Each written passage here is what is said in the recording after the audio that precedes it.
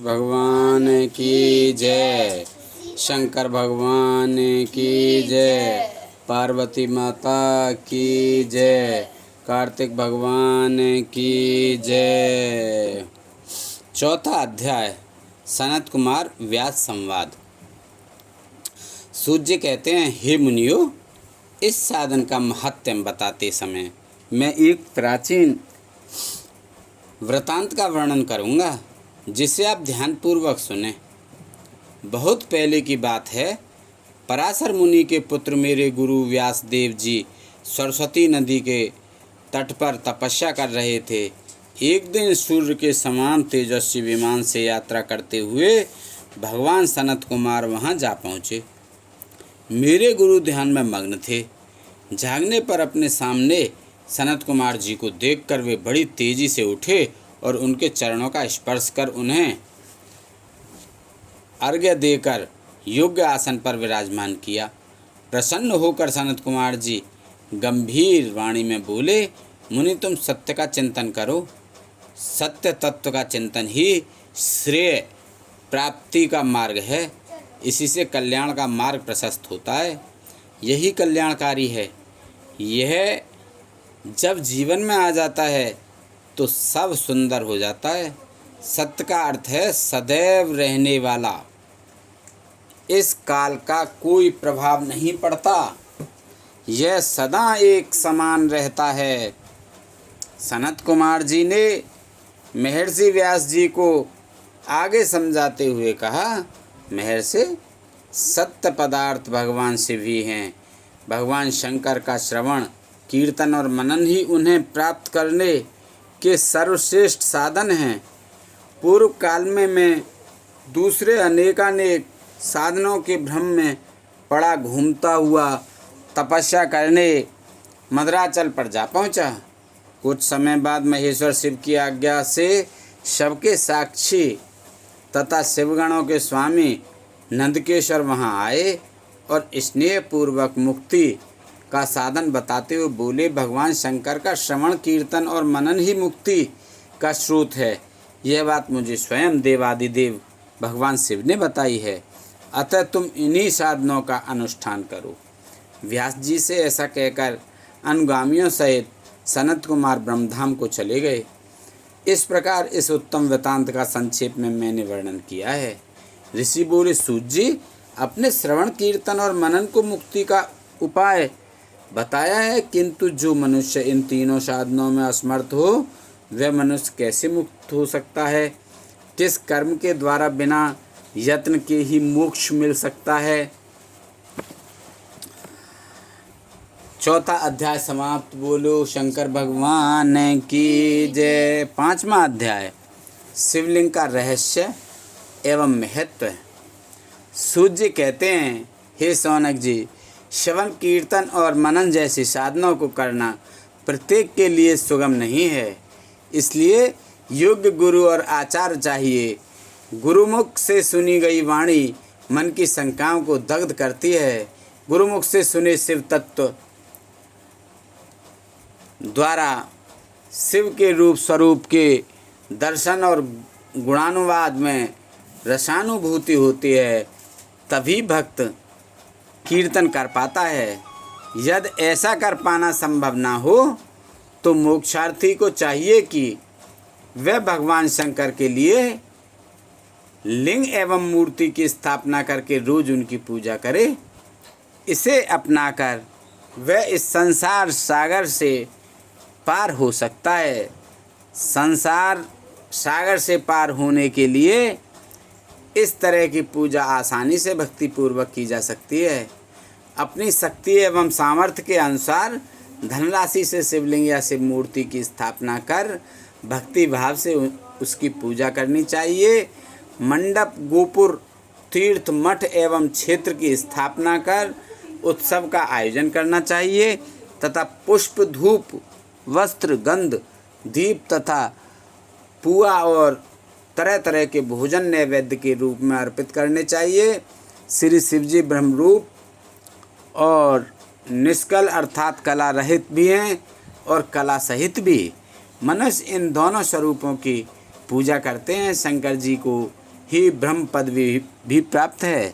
कलापूर्ण भगवान शिव की मूर्ति पूजा भी मनुष्यों द्वारा की जाती है और वेदों ने भी इस तरह की पूजा की आज्ञा प्रदान की है। सनत कुमार जी ने पूछा, हे नंदकेश्वर, पूर्व काल में उत्पन्न हुए लिंग बेर अर्थात मूर्ति की उत्पत्ति के संबंध में आप हमें विस्तार से बताइए। नंदकेश्वर ने बताया, मुनीश्वर, प्राचीन काल में एक बार ब्रह्मा और विष्णु के मध्य युद्ध हुआ तो उनके बीच में स्तंभ रूप में शिवजी प्रकट हो गए। इस प्रकार उन्होंने पृथ्वी लोक का संरक्षण किया। उसी दिन से महादेव जी का लिंग के साथ साथ मूर्ति पूजन भी जगत में प्रचलित हो गया। अन्य देवताओं की साकार अर्थात मूर्ति पूजा होने लगी, जो कि अभीष्ट फल प्रदान करने वाली थी, परंतु शिवजी के लिंग और मूर्ति दोनों रूप ही पूजनीय हैं।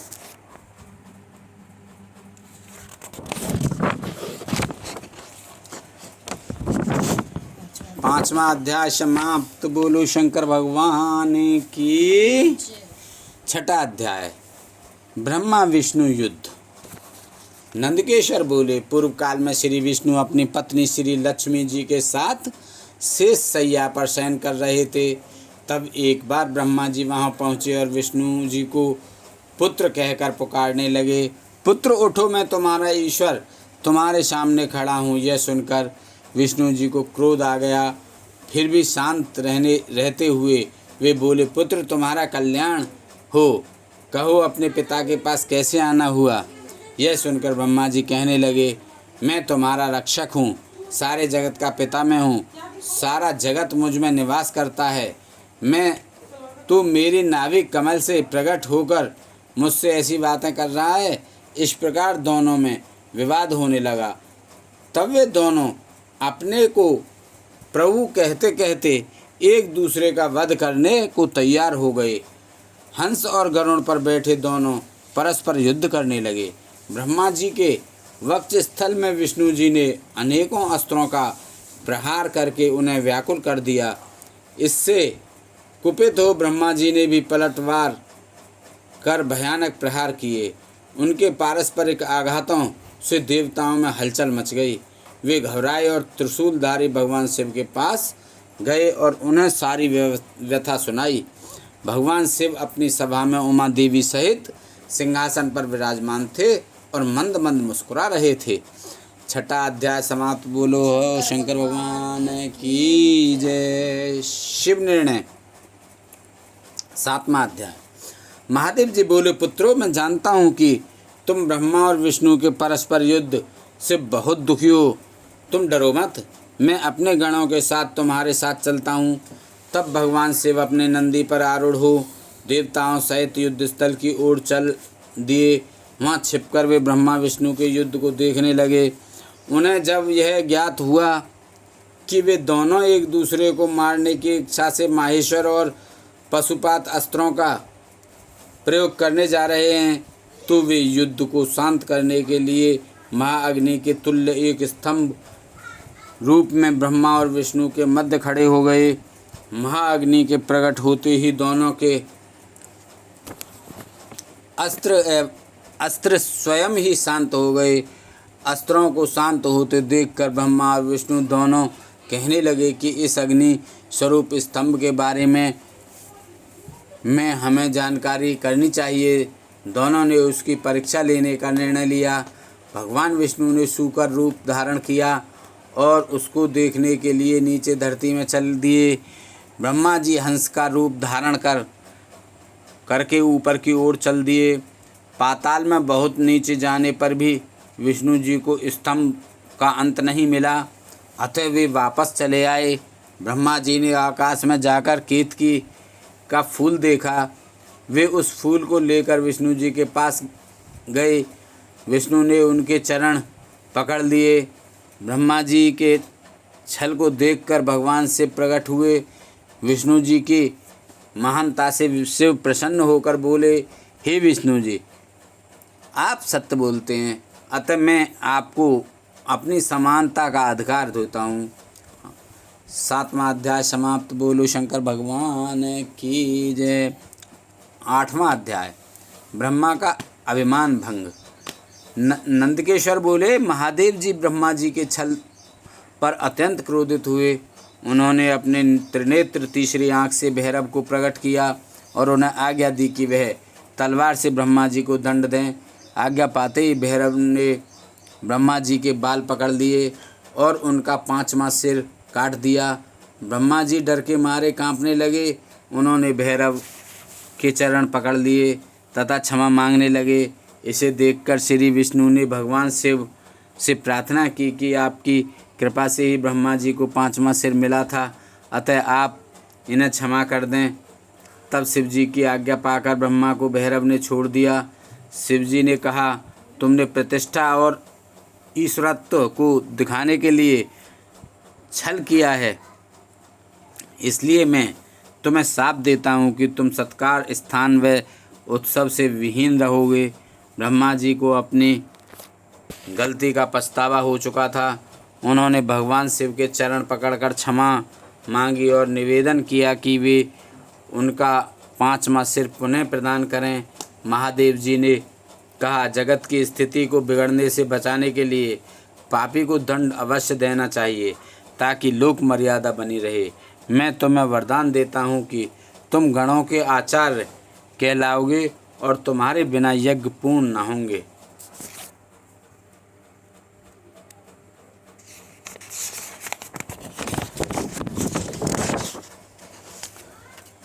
फिर उन्होंने केतकी के पुष्प से कहा, अरे दुष्ट केतकी पुष्प, अब तुम मेरी पूजा के अयोग्य रहोगे। तब केतकी पुष्प बहुत दुखी हुआ और उनके चरणों में गिरकर माफ़ी मांगने लगा। तब महादेव जी ने कहा, मेरा वचन तो झूठा नहीं हो सकता, इसलिए तू मेरे भक्तों के योग्य नहीं हो सकता, इसलिए तू मेरे भक्तों के योग्य होगा। इस प्रकार तेरा जन्म सफल हो जाएगा। 9वां अध्याय 8वां अध्याय समाप्त। बोलो शंकर भगवान की। 9वां अध्याय लिंग पूजन का महत्व। नंदकेश्वर कहते हैं, ब्रह्मा और विष्णु भगवान शिव को प्रणाम कर चुपचाप उनके दाएं बाएं भाग में खड़े हो गए। उन्होंने पूजनीय महादेव जी को श्रेष्ठ आसन पर बैठाकर पवित्र वस्तुओं से उनका पूजन किया। दीर्घ काल तक स्थिर रहने वाली वस्तुओं को पुष्प वस्तु तथा अल्प काल तक टिकने वाली वस्तुओं को प्राकृत वस्तु कहते हैं। हार, नूपुर, केयर, विक्रीट, मणिमय कुंडल, यज्ञोपवीत, उत्तरीय वस्त्र, पुष्पमाला, रेशमी वस्त्र, हार, मुद्रिका, पुष्प, तांबूल, कपूर, चंदन एवं अगरू का अनलेप, धूप, दीप, श्वेत छत्र, व्यंजन, ध्वजा, चंवर तथा अनेक दिव्य उपहारों द्वारा जिनका वैभव वाणी और मन की पहुँच से परे था, जो केवल परमात्मा के योग्य थे, उनसे ब्रह्मा और विष्णु ने अपने स्वामी महेश्वर का पूजन किया। इससे प्रसन्न होकर भगवान शिव ने दोनों देवताओं से मुस्कुराकर कहा, पुत्रों, आज तुम्हारी द्वारा की गई पूजा से मैं बहुत प्रसन्न हूँ। इसी कारण यह दिन परम पवित्र और महान होगा। यह तिथि शिवरात्रि के नाम से प्रसिद्ध होगी और मुझे परम प्रिय होगी। इस दिन जो मनुष्य मेरे लिंग अर्थात निराकार रूप की या मेरी मूर्ति अर्थात साकार रूप की दिन रात निराहार रहकर अपनी शक्ति के अनुसार निश्चल भाव से यथोचित पूजा करेगा, वह मेरा परम प्रिय भक्त होगा। पूरे वर्ष भर निरंतर मेरी पूजा करने पर जो फल मिलता है, वह फल शिवरात्रि को मेरा पूजन करके मनुष्य तत्काल प्राप्त कर लेता है। जैसे पूर्ण चंद्रमा का उदय समुद्र की वृद्धि का अवसर है, उसी प्रकार शिवरात्रि की तिथि मेरे धर्म और वृद्धि का समय है। इस तिथि को मेरी स्थापना का मंगलमय उत्सव होना चाहिए। मैं मार्गशीर्ष मास में आद्रा नक्षत्र से युक्त पूर्णमासी या प्रतिपदा को ज्योतिर्मय स्तंभ के रूप में प्रकट हुआ था।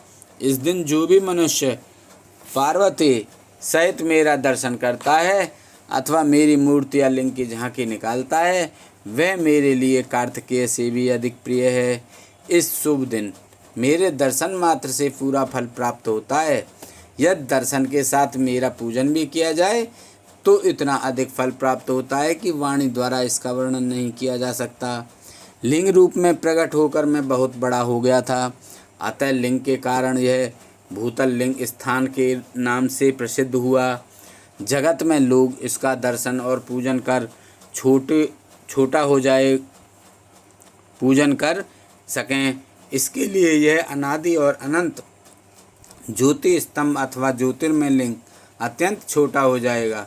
यह लिंग सब प्रकार के भोग सुलभ कराने वाला तथा भोग और मोक्ष का एकमात्र साधन है। इसका दर्शन, स्पर्श और ध्यान प्राणियों को जन्म और मृत्यु के कष्ट से छुड़ाने वाला है। शिवलिंग के यहाँ प्रकट होने के कारण यह स्थान अरुणाचल नाम से प्रसिद्ध होगा तथा यहाँ बड़े बड़े तीर्थ प्रकट होंगे। इस स्थान पर रहने या मरने से जीवों को मोक्ष प्राप्त होगा। मेरे दो रूप हैं, साकार और निराकार। पहले मैं स्तंभ रूप में प्रकट हुआ, फिर अपने साक्षात रूप में। ब्रह्म भाव मेरा निराकार रूप है तथा महेश्वर भाव मेरा साकार रूप है। ये दोनों ही मेरे सिद्ध रूप हैं। मैं ही परम ब्रह्म परमात्मा हूँ। जीवों पर अनुग्रह करना मेरा कार्य है। मैं जगत की वृद्धि करने वाला होने के कारण ब्रह्मा कहलाता हूँ। सर्वत्र स्थित होने के कारण मैं ही सबकी आत्मा हूँ। सर्ग से लेकर अनुग्रह तक जो जगत संबंधित 5 कहते हैं वे सदा ही मेरे हैं। मेरी ब्रह्म रूपता का शोध कराने के लिए पहले लिंग प्रकट हुआ, फिर अज्ञात ईश्वर तत्व का साक्षात्कार कराने के लिए मैं जगदीश्वर रूप में प्रकट हो गया। मेरा सकल रूप मेरे ईश्वर का और निष्कल रूप मेरे ब्रह्म स्वरूप का बोध कराता है। मेरा लिंग मेरा स्वरूप है और मेरी सामीप्य की प्राप्ति कराने वाला है। मेरे लिंग की स्थापना करने वाले मेरे उपासकों को मेरी समानता की प्राप्ति हो जाती है तथा मेरे साथ एकत्व का अनुभव करता हुआ संसार सागर से मुक्त हो जाता है। वह जीते जी परमानंद की अनुभूति करता हुआ शरीर का त्याग कर शिवलोक को प्राप्त होता है, अर्थात मेरा ही स्वरूप हो जाता है। मूर्ति की स्थापना लिंग की अपेक्षा गौण है। यह उन भक्तों के लिए है जो शिव तत्व के अनुशीलन में सक्षम नहीं हैं।